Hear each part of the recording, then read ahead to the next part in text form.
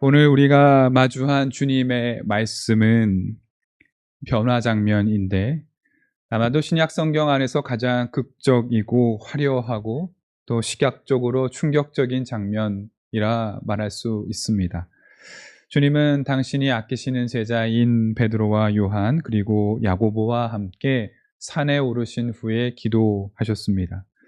얼마간 기도의 시간이 지나자 예수님의 얼굴 모습이 변하고 입으신 옷이 눈이 부실 정도로 하얗게 변했습니다. 놀라운 사건은 계속 이어지는데 밝게 빛나는 주님 곁에 두 남자가 섰습니다.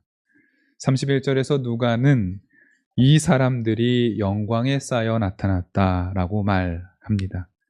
그 두 사람은 모세와 엘리야입니다.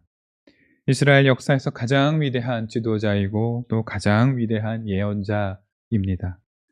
신비롭게 변하신 주님이 영광에 휩싸인 채 이 이스라엘의 위인들과 나란히 서서 대화하고 계신 것입니다. 말 그대로 시각적인 압도적인 사건이 제자들 앞에 펼쳐진 것입니다. 잠을 자고 있다 깨어난 제자들은 혼이 나갈 지경입니다. 눈앞에 계신 저 아름답고 황홀한 모습의 저 낯익은 남자는 주님인 것 같은데 내가 알던 주님과는 다른 모습이기 때문입니다.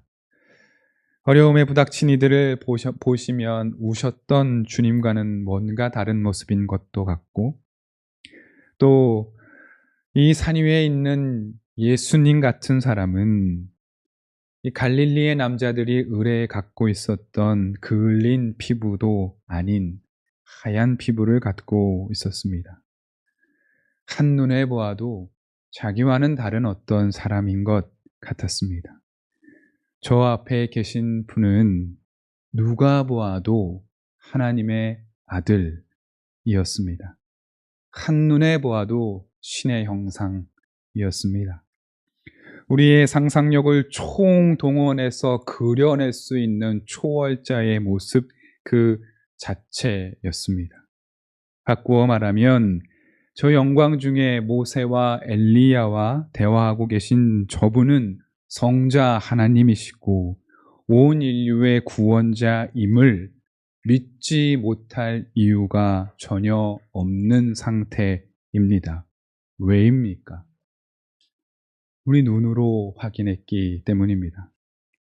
제자들은 지금 이 변화라는 신비스러운 사건을 눈으로 보고 귀로 듣고 온몸으로 감각하고 있는 상태입니다. 여러분, 본다라는 것은 힘이 무척 셉니다. 법정에서 증거로 채택되는 것 가운데 판결에 결정적인 영향을 미치는 것은 누가 뭐래도 본 바에 대한 증언입니다. 듣거나 느낀 것은 증거가 될 수는 있으나 본 것에 비하면 그 증거력이 현저히 떨어집니다. 본 것에 대한 증언은 재판과 판결의 향배에 영향을 미치고 판결까지 바꿀 수 있는 힘이 있습니다. 믿음과 신앙의 영역에서도 마찬가지겠죠. 눈으로 본다라는 것은 가장 확실한 믿음의 보증수표입니다. 믿음은 대체로 모호하고 진한하고 불확실한 것들 투성이이기 때문에 눈으로 볼 수 있는 무언가가 있다면 우리는 사실 믿기가 한결 더 쉬워집니다. 오늘 산중에 있는 제자들처럼 자기들의 두 눈으로 이 신비스러운 장면을 보았다면 믿지 않을 도리가 없는 것처럼 말입니다. 눈으로 보이는 실제적인 것, 손에 잡히는 무언가, 그 무언가가 무엇이라도 상관이 없습니다. 내가 보고 경험할 수 있는 실체가 나타나기만 한다면 우리는 확실한 믿음을 가질 수 있겠노라 다짐하곤 합니다. 오래전부터 무신론자들이 믿는 자들에게 던졌던 단골 멘트가 있습니다. 하나님이 계시다고? 보이지 않는 것을 어떻게 믿어? 내 눈으로 볼 수 있다면 믿을게. 그렇지 않으면 난 믿기 어려워. 나는 신을 믿을 수 없어. 라고 무신론자들이 이야기합니다. 눈으로 볼 수 없는 것을 믿을 수 없다라는 말은 합리적이고 이성적인 말입니다. 무신론자들의 말은 불경건의 소치가 아니라 이치에 닿는 말입니다. 그렇기에 이 무신론자들의 간단하지만 외통수 같은 이 도전 앞에 많은 신자들이 당황해합니다. 믿음과 신앙은 그런 것이 아니야 라고 반박하거나, 믿음은 바라는 것들의 실상이요 보지 못하는 것들의 증거니 라고 하는 히브리서 11장 1절 말씀을 근사하게 내뱉어 보아도 이건 되게 어려운 말씀이긴 합니다.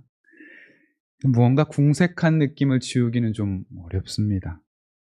믿음과 신앙을 입증할 수 있는 눈에 보이는 실체가 하나라도 있다면, 한 개라도 내 눈앞에 어떤 것이 보인다면 이들의 말에 반박할 수 있고 복음을 더 잘 증거할 수 있겠노라 우리는 생각합니다. 여러분, 사실 믿는 사람들의 마음도 그렇습니다. 우리가 주님을 믿고 하나님을 믿고 성령 하나님을 믿지만 때때로는 우리 안에 나에게 정말 믿음이 있는지 회의감이 들 때가 분명히 있습니다. 여러분, 기복신앙이란 말 들어보셨죠? 복을 바라는 신앙이. 복을 바라는 신앙이 있을 수는 있지만 그렇게 건강한 양태는 아니라는 것을 우리는 어느 정도는 좀 합의하고는 있지만, 그래도 뜻하는 바가 잘 안 풀리고 번번이 실패할 때 나에게도 좀 복이 있으면 좋겠는데, 그런 것을 내가 좀 눈으로 본다면, 내가 손으로 좀 잡는다면 내가 하나님의 살아계심을 믿을 텐데 라고 생각할 때가 적지가 않습니다. 왜냐하면 제가 그렇기 때문입니다. 믿음을 내가 좀 볼 수 있는 어떤 것이 내 눈앞에 응답되면 내가 더 잘 목사로서 사역할 수 있을 텐데 라는 생각을 저는 자주 합니다. 눈으로 볼 수 있는 확실한 표징, 몸으로 감각하고 경험할 수 있는 구체적인 실체가 있다면 나의 선택과 이 믿음을 의심하지 않고 밀고 나갈 수 있으리라고 생각합니다. 믿을 만한 실체적인 진실, 누구나 인정할 만한 객관적인 사실을 볼 수 있다면 내 믿음을 포기하지 않을 텐데 생각합니다. 하나님의 응답이 내 눈앞에 나타난다면 여러분, 이것보다 기쁜 일이 또 어디에 있겠습니까?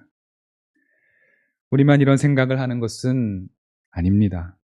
아브라함 이래로 모든 신앙의 선조들이 하나님을 잘 믿기 위하여서 보이는 것을 찾았습니다. 하나님을 드러내고 자랑하기 위하여서 눈에 보이는 확실한 실제하는 것을 찾았고 없었다면 만들었습니다. 다시 말씀드립니다. 하나님을 잘 믿기 위해서 눈에 보이는 구체, 실체, 경험 가능한 개체를 사람들은 찾았습니다.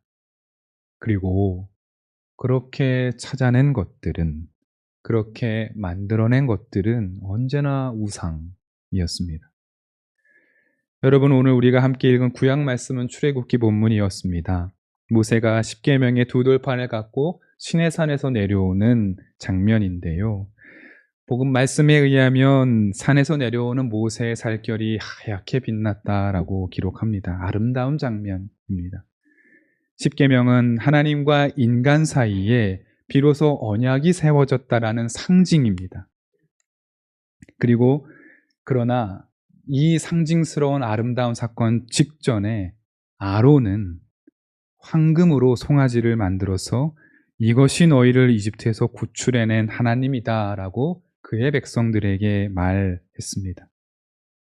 아론은 자기 이익을 위하여서 황금 송아지를 만든 것이 아닙니다. 믿음을 잃지 않기 위하여서 만들었습니다. 사람들의 신앙을 지켜주기 위하여서 아론은 눈에 보이는 하나님의 실제를 만들어 냈습니다. 하나님을 황금으로 변화시키고 믿음을 다짐했지만 하나님은 진노하셨습니다. 눈으로 보았기에 선명한 믿음을 얻을 줄 알았는데 오히려 흐릿해져 버리는 역설. 보기만 하면 의심 없이 깨닫고 믿을 줄 알았는데 보았기 때문에 왜곡되어 버리는 역설이 일어나고 만 것입니다. 사도 바울께서 고린도 교회를 향해 쓴 편지의 일부 오늘 함께 읽었습니다. 14절 하반절에서 15절입니다. 그리하여 오늘날에 이르기까지 그들은 옛 언약의 책을 읽을 때에 바로 그 너울을 벗지 못하고 있습니다. 그 너울은 그리스도 안에서 제거되기 때문입니다. 오늘날까지도 그들은 모세의 글을 읽을 때에 그 마음에 너울이 덮여 있습니다. 바울은 모세의 글, 그러니까 율법을 읽을 때 사람들 마음에 너울이 덮여 있어서 하나님을 온전히 볼 수 없었다라고 말합니다. 여러분, 율법은 하나님의 뜻과 마음이 담긴 약속들입니다. 피조물된 인간은 하나님을 볼 수 없습니다. 그 생각을 헤아릴 수조차 없기 때문에 하나님은 율법 안에 당신의 뜻을 계시하셨습니다. 사람들은 이 율법이라는 눈에 보이는 실제를 통하여서 하나님을 보고 하나님을 이해할 수 있었습니다. 그러니 율법은 분명 매우 소중하고 고마운 도구입니다. 그러나 어느새부터인가 율법은 하나님을 오롯이 보여주는 창이 아니라 오히려 하나님을 왜곡하고 가려버리고 말았습니다. 율법을 통해 하나님을 보는 것이 아니라 율법이 하나님이라고 믿어버린 것입니다. 왜요? 하나님은 보이지 않으나 율법은 눈에 보이기 때문입니다. 여러분, 이것이 봄의 역설입니다. 볼 수 있다면, 만질 수 있다면, 경험할 수 있다면 흔들림 없이 믿을 수 있다고 우리는 생각하지만 본다는 것은 우리의 시선을 왜곡하고 믿음을 혼란스럽게 만들어 버릴 때가 무척 많다는 것입니다. 다시 복음서의 말씀을 봅시다. 변화된 주님을 눈으로 보고 몸으로 체험한 제자들이 엉뚱한 말을 쏟아냅니다. 33절. 그 두 사람이 예수에게서 막 떠나가려고 할 때에 베드로가 예수께 말하였다. 선생님, 우리가 여기서 지내는 것이 좋겠습니다. 우리가 초막셋을 지어서 하나에는 선생님을, 하나에는 모세를, 하나에는 엘리야를 모시겠습니다. 베드로는 자기가 무슨 말을 하는지도 모르고 그렇게 말하였다. 자기가 무슨 말을 하는지도 모르고 그렇게 말하였다. 이 누가의 마지막 멘트가 참 짓궂지만 정확하게 이를 때가 없습니다. 한마디로 베드로는 자기가 지금 무슨 말을 하고 있는지 모르는 상태입니다. 여러분, 참 이상하지 않습니까? 베드로는 지금 자기 눈으로 주님의 변화된 모습을 똑똑히 본 상태입니다. 두 눈으로 똑똑히 봤습니다. 베드로는 주님과 함께 이곳저곳을 다니면서 말씀도 듣고 기적도 체험했지만 자기가 따르는 이분이 진정으로 하나님의 아들인지 헷갈릴 때가 많았습니다. 아들인지도 잘 모를 때도 많았습니다. 그런데 의심할 여지가 없어 보이는 이 확실한 증거를 두 눈으로 명백히 보았습니다. 그렇다면 베드로의 의심은 확신으로 바뀌어야 합니다. 베드로는 그날로 담대한 믿음을 고백해야 하는 것이 맞습니다. 보았기 때문입니다. 그런데 베드로는 지금 헛소리를 늘어놓고 있습니다. 보았음에도 말입니다. 게다가 그의 잠꼬대 같은 소리의 내용도 문제지요. 베드로가 뭐라 말합니까? 밝게 빛나는 주님과 위대한 지도자인 모세와 예언자 엘리야와 함께 있는 것이 좋다고 말합니다. 이 시각은 베드로가 이 상황을 통제하고 싶다라는 뜻과 다 있습니다. 그리고 주님과 모세와 엘리야를 위해 초막셋을 지어 살자고 말합니다. 여러분 얼마나 어리석은 말입니까? 세상의 주인을 초막 안에 가두려 한다라는 뜻입니다. 자기 공간 안에 주님을 두고 자기의 통제 안에 두려는 것. 여러분 무엇을 말하겠습니까? 주님을 작은 우상으로 만들어서 자기 주머니에 넣고 다니겠다라는 뜻입니다. 이 분간 없는 베드로의 말이 끝나기도 전에 구름이 산을 뒤덮었습니다. 제자들은 그제야 두려움을 느낍니다. 하나님의 현존 상태에 돌입했기 때문입니다. 이었고 하나님의 준엄하신 음성으로 이렇게 말씀하십니다. 35절. 그리고 구름 속에서 소리가 났다. 이는 내 아들이요 내가 택한 자다. 너희는 그의 말을 들어라. 베드로가 주님을 가두고 우상으로 만들려 자기 주머니에 소유하려 들 때에 하나님은 말씀하십니다. 이는 내 아들이다. 내가 택한 자다. 너희들 것이 아니다. 내 것이다. 너희들이 함부로 할 수 있는 자가 아니다. 하나님의 음성은 시각에 사로잡힌 제자들의 정신을 청각으로 깨트려서 현실로 찾아오게 만드셨습니다. 그리고 하나님은 제자들에게 명령하십니다. 그의 말을 들어라. 주님을 보았으나 주님을 정작 보지 못해 헤매는 제자들을 향하여 하나님은 보는 것을 멈추고 들으라 라고 말씀하십니다. 눈에 보이는 확실한 증거가 아니라 말씀하시는 주님의 음성을 들어야 한다라고 하나님은 말씀하십니다. 여러분은 어떤 음성입니까? 오늘 말씀을 조금 더 자세히 보십시오. 주님은 산 위에서 거룩하고 영광스럽게 변하셨습니다. 이윽고 엘리야와 모세가 나타났습니다. 영적인 형태로 등장한 모세와 엘리야는 단지 시각 효과를 강화하기 위해 주님 곁에 나타난 것이 아닙니다. 그들은 무언가 주님과 논의하고 말씀을 나누기 위하여서 주님께 왔습니다. 31절. 그들은 영광에 쌓여 나타나서 예수께서 예루살렘에서 이루실 일, 곧 그의 떠나가심에 대하여 말하고 있었다. 예수님, 모세, 엘리야가 영광 중에 모여서 주님께서 예루살렘에서 하실 일, 그 일을 논의하고 있었습니다. 그 일은 무엇입니까? 주님의 떠나가심, 죽는 일을 이야기하고 있었습니다. 그러니까 우리 주님은 모세와 엘리야와 함께 당신 자신의 죽으심에 대하여서 이야기 나누고 계셨던 것입니다. 그러니 하나님께서 변화된 모습에만 한눈을 팔지 말고 오히려 들어야 할 말이 있으니 그 말은 너의 선생님이 곧 죽으러 간다 라는 말입니다. 주님은 사람들에게 믿음의 확신을 주기 위해서 변하신 것이 아닙니다. 죽음의 길에 들어서기 전에 영광의 모습을 입으신 것입니다. 그러니 여러분, 우리가 주님의 변모하신 말씀에 대하여 무엇을 마음에 품어야 하겠습니까? 변화라는 시각적 경험, 황홀한 경험이겠습니까? 그렇다면 우리는 베드로와 같이 주님을 왜곡할 수도 있습니다. 주님을 보고도 주님을 보지 못할 수 있습니다. 그러면 무엇을 품어야 합니까? 영광 중에 하신 말씀, 당신의 죽음에 대하여 우리는 기억해야 합니다. 보이는 것만을 확신하겠다라는 태도로는 주님을 온전히 볼 수 없습니다.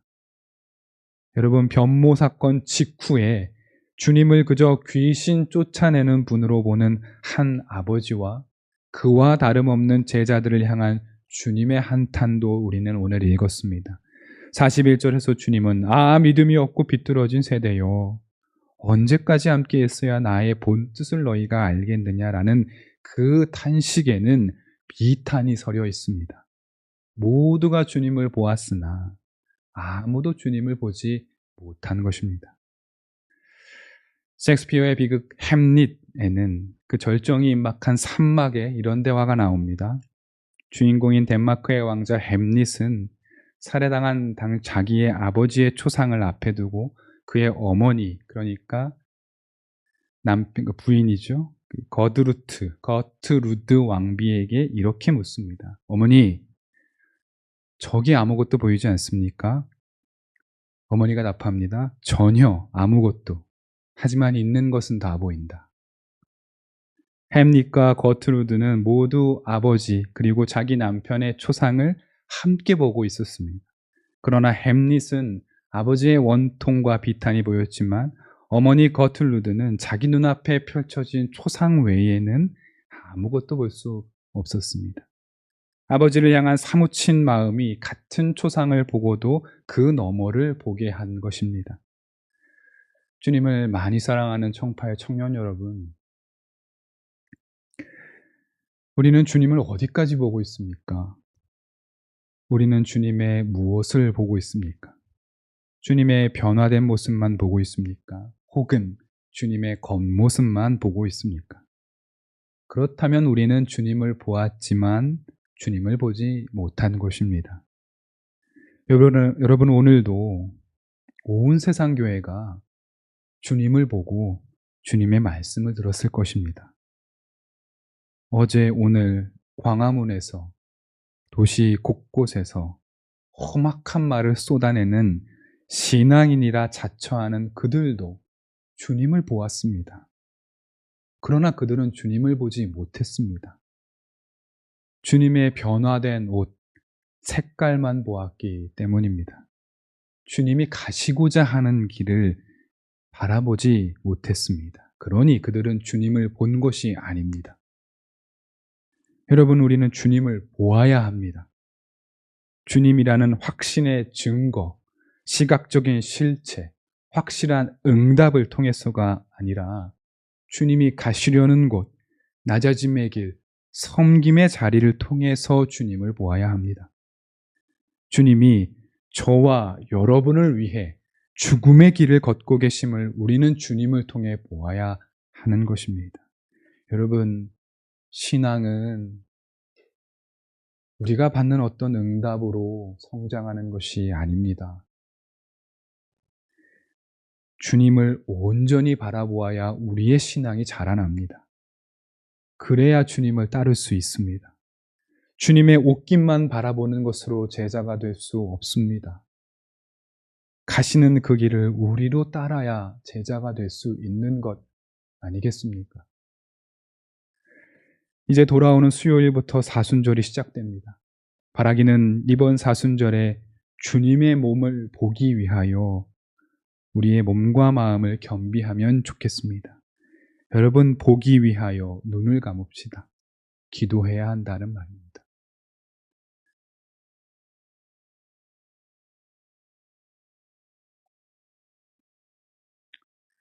제가 목회자가 되고 성도들에게 여러분 기도해야 할 때입니다 라는 말을 하게 될까라는 생각을 자주 했습니다.